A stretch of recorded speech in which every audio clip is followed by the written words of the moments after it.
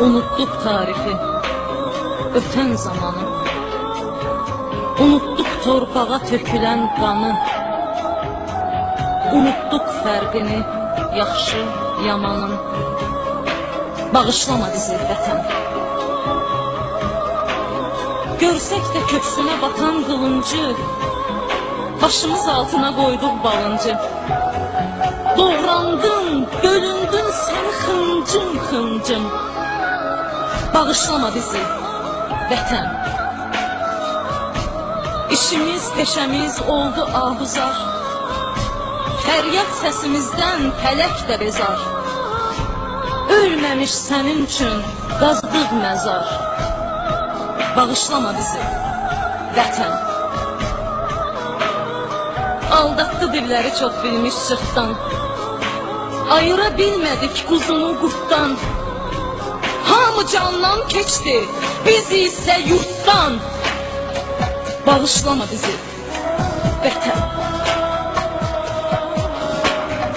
Yağıya yedirtdik gözün yağını.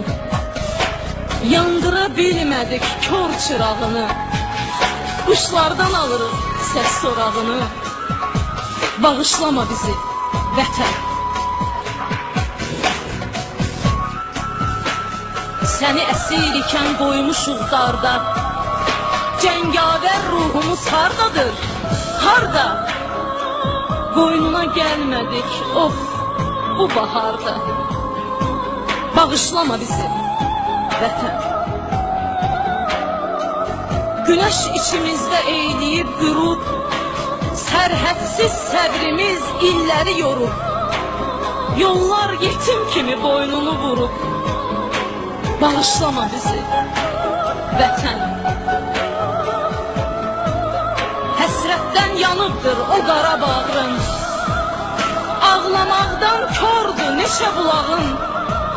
Axır yarasından qan Qarabağın.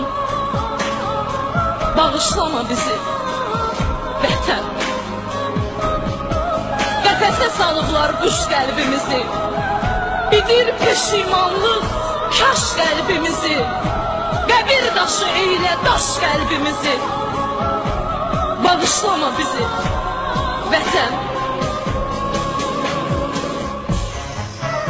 Hələ ki vicdanlar qoyulub dincə. Köksünü ötürür məğrur əlincə.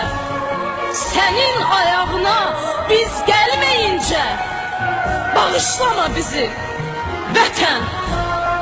Bağışlama bizi vətən.